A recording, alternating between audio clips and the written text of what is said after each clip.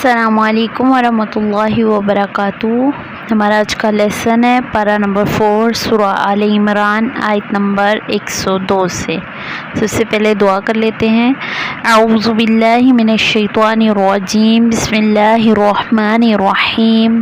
رب اشرح لی صدری ویسر لی امری واحلل عقدۃ من لسانی یفقہوا قولی واجعل لی وزیرا من اہلی رب زدنی علما اللہم فقہنا فی الدین۔ لفظی ترجمہ آیت نمبر 102 سے۔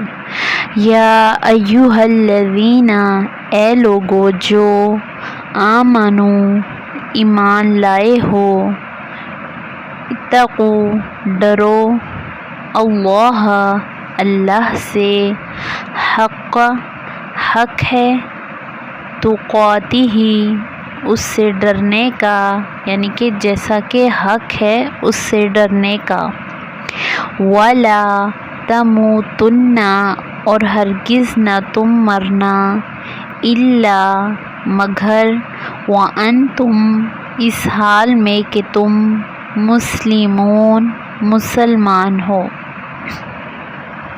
واعتصموا اور مضبوطی سے پکڑ لو، بحبل اللہ اللہ کی رسی کو، جمیعاً سب کے سب، ولا اور نہ، تفرقوا تم فرقے بنو، تم تفرقے میں پڑو، یا واذکروا اور یاد کرو، نعمت اللہ اللہ کی نعمت کو، علیکم اپنے اوپر، اذ جب، کنتم تھے تم، اعداءً دشمن، فألف تو اس نے الفت ڈال دی، محبت ڈال دی، بین درمیان، قلوبکم تمہارے دلوں کے، فاصبحتم تو ہو گئے تم، فنعمتہ اس کی نعمت سے، اخوانا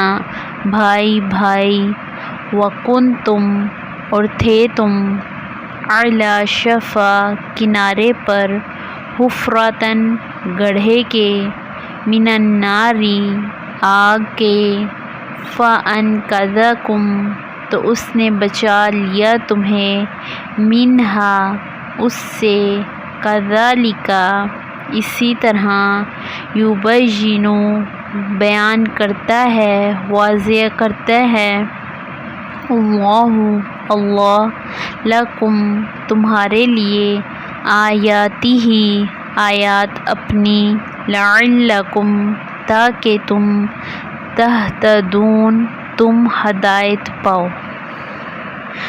تو آیت نمبر 102 میں اللہ تعالیٰ کیا فرما رہے ہیں؟ اے لوگو جو ایمان لائے ہو، ڈرو اللہ سے جیسا کہ حق ہے اس سے ڈرنے کا، یعنی کہ ہمیں ایک تو اللہ تعالیٰ یہ فرما رہے ہیں کہ اے ایمان والو ڈرو اللہ سے، یعنی کہ اللہ تعالیٰ سے ہم ڈریں، لیکن یہ نہیں کہ بس ڈریں اللہ تعالیٰ یہ کریں گے، اللہ تعالیٰ جیسا کہ حق ہے اس سے ڈرنے کا۔ اور کیسا حق ہے؟ یعنی کہ ایسا ڈر ہمارے اندر ہو کہ ہم اس کے ڈر کی وجہ سے، اللہ تعالیٰ کے غضب کے ڈر کی وجہ سے گناہوں سے بچ جائیں، گناہوں سے دور رہیں، ہر برے کام الٹے کام کرنے سے بچے رہیں۔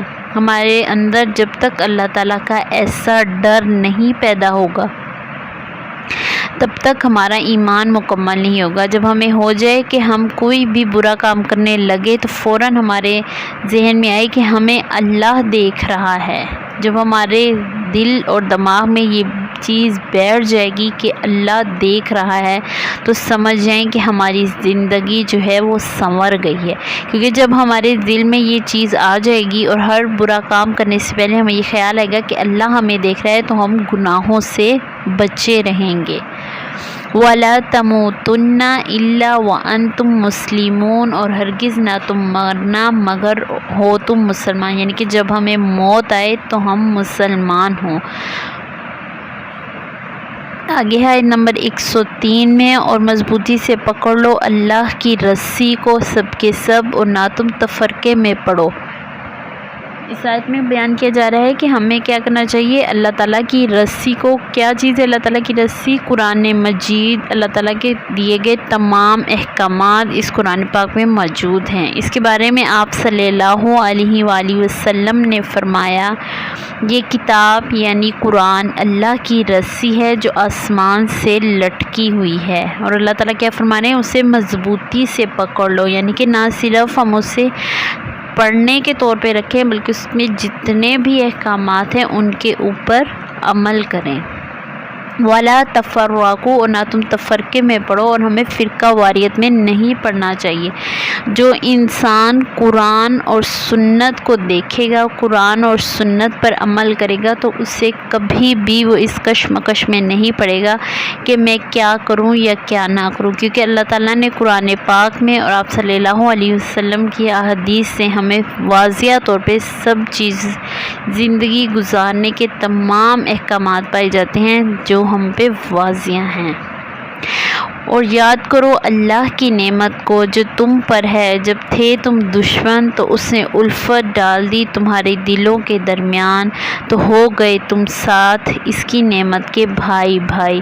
اور اللہ تعالیٰ کیا فرما رہے ہیں کہ دین اسلام کی نعمت، کون سی نعمت کا یہ کہا جا رہا ہے؟ اور انسان تفرقے میں تب پڑتا ہے جب اصل کو چھوڑ کے اس کی شاخوں کو پکڑا جائے. ٹھیک ہے. اور اللہ تعالیٰ کی کس نعمت کی؟ اور یاد کرو اللہ کی نعمت کو جو تم پر ہے. کون سی نعمت؟ دین اسلام کی نعمت. اب دیکھیے اسلام سے پہلے جنگ و جدل عام ہوتی تھی، ہر وقت جنگ چلتی تھی. تو اللہ تعالیٰ نے کیا کہ دین اسلام کو بھیجا، اور اس جنگ اور جہاد کے تمام احکامات جب آ گئے تو اس کے بعد معاشرے میں سکون کی ایک لہر پیدا ہو گئی. کیونکہ دین اسلام سے پہلے آپس میں بھائی بھی لڑتے تھے. دشمن کے ساتھ جو لڑائی ہوتی تھی آپس میں فرقہ واریت کی وجہ سے بھی، اور ویسے بھی قبائل آپس میں لڑتے رہتے تھے. لیکن اللہ تعالیٰ نے جب اسلام کی یہ نعمت ہمیں دی تو اللہ تعالیٰ کہتے کہ تو پھر میں نے تمہارے دلوں میں الفت یعنی اس کی محبت ایسی بٹھائی، ایسی پیدا کی کہ تم اس نعمت کے باعث بھائی بن گئے ہو. ٹھیک ہے جی. اب دیکھیے کہ قرآن پاک ہماری زندگی کو سنوارنے کے لیے دین اسلام جو اسلام پہ چل رہا ہے، جس نام کو مکمل طور پہ اسلام جو ہے وہ قرآن اور سنت ہے. اگر ہم اس کے احکامات ان کے اوپر عمل کریں گے تو ہماری زندگی خود بخود سکون میں آ جائے گی. وَكُنْتُمْ عَلَى شَفَا حُفْرَةٍ مِّنَ النَّارِ، اور تھے تم آگ کے کنارے. گڑھے کے جو گڑھا تھا وہ آگ سے بھرا ہوا تھا اور اس کے کنارے پر تھے تم، تو اس نے بچا لیا تم کو اس سے.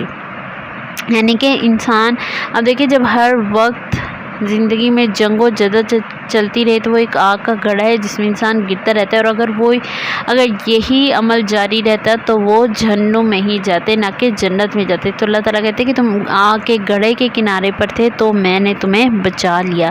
اسی طرح بیان کرتا ہے اللہ تعالیٰ تمہارے لیے اپنی آیات تاکہ تم ہدایت پاؤ. اللہ تعالیٰ کہتے ہیں کہ میرا مقصد یہ ہے کہ میں تم پر اپنی آیات کو کھول کے اسی طرح تم پہ بیان کرتا ہوں تاکہ تم اسے سمجھو، اسے پڑھو، اسے سمجھو اور اس کے اوپر عمل کرو، اور تم تاکہ ہدایت پا جاؤ.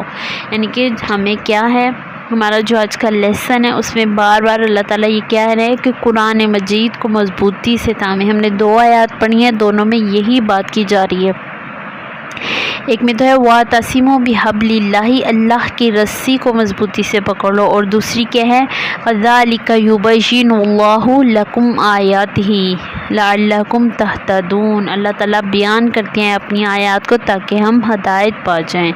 اور انشاءاللہ ہم نے پوری کوشش کرنی ہے کہ آج سے ہی ہم اپنی زندگی کا جو آغاز کریں گے وہ قرآن اور سنت کے مطابق کریں گے، قرآن اور حدیث کے مطابق اپنی زندگی گزاریں گے تاکہ اللہ تعالیٰ بھی ہم سے خوش ہو جائے، ہماری دنیا اور آخرت دونوں سنور جائے. تو چلیں جی، ہمارا لیسن یہی تک تھا. السلام علیکم ورحمۃ اللہ وبرکاتہ.